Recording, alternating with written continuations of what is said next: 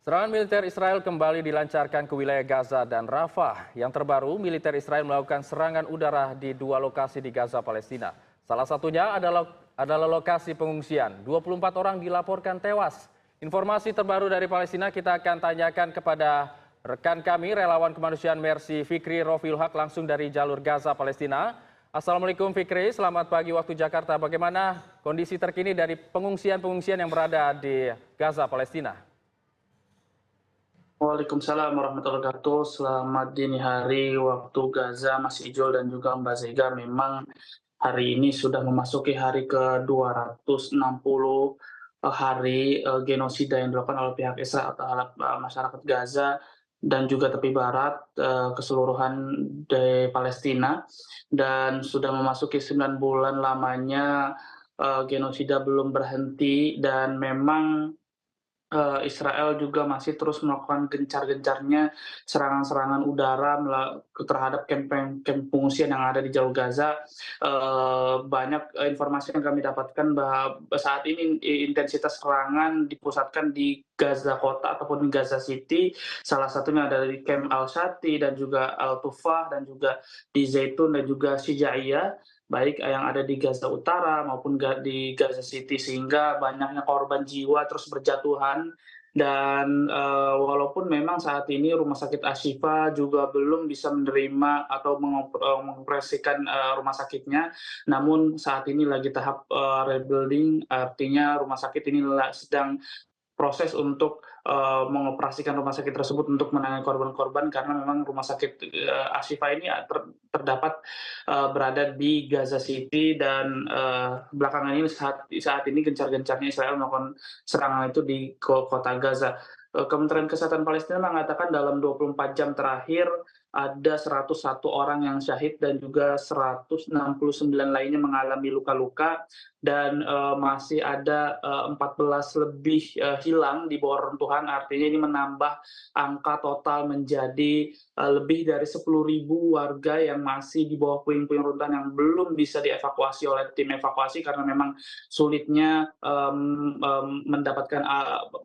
alat-alat berat untuk menggali puing-puing runtuhan tersebut, ditambah lagi dengan kondisi yang tidak memungkinkan karena bombardir masih terus dilakukan oleh pihak Israel. Dan banyak yang syahid ataupun mengalami luka-luka itu dilarikan ke Rumah Sakit Baptis Al-Ahli Arab yang ada di Gaza City, karena memang rumah sakit itu yang masih bisa beroperasi di Gaza City, sedangkan Rumah Sakit Al-Shifa juga masih belum bisa beroperasi akibat gempuran atau serangan yang berkali-kali yang dilakukan oleh pihak Israel terhadap rumah sakit tersebut. Dan saat ini yang menyedihkan juga informasi yang kami dapatkan ada 40.000 siswa sekolah menengah tidak bisa melaksanakan ujian akibat memang perang yang diawali pada 7 Oktober lalu, sehingga semua sekolah terpaksa harus diliburkan dan tidak ada kegiatan ngajar mengajar, karena memang kondisi yang tidak memungkinkan, ditambah lagi tidak adanya tempat-tempat yang layak untuk mereka belajar, sehingga banyak siswa-siswa ataupun mahasiswa terpaksa mereka tidak bisa melanjutkan jenjang pendidikan mereka, dikarenakan memang perang yang tidak usai berhenti sampai detik ini. Walaupun sudah beberapa waktu lalu sudah ada resolusi gencatan senjata yang sudah diterima, namun sampai detik ini tidak ada kejelasan mengenai resolusi gencatan senjata tersebut apakah akan berlaku atau tidak. Namun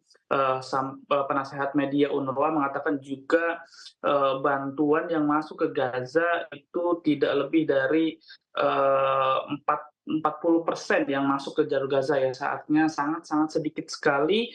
Bahkan Sekretaris Jenderal PBB Antonio Guterres mengatakan Zionis Israel menghalangi PBB untuk menggunakan polisi sipil untuk mengamankan bantuan-bantuan kemanusiaan yang untuk masuk ke jalur Gaza, karena kita tahu bahwa memang bantuan-bantuan itu banyak terjadi keributan, akibat, masyarakat berebut untuk mengambil, bantuan-bantuan, tapi kita bisa memaklumi karena kita tahu bahwa mereka sudah 9 bulan tidak mereka sudah 9 bulan, dalam kondisi yang sangat sulit, mereka tidak mempunyai kerjaan, mereka tidak juga mempunyai uang untuk membeli bahan-bahan di pasar, ditambah lagi harga-harga di pasar juga melambung tinggi, sehingga memang Israel juga mengebom,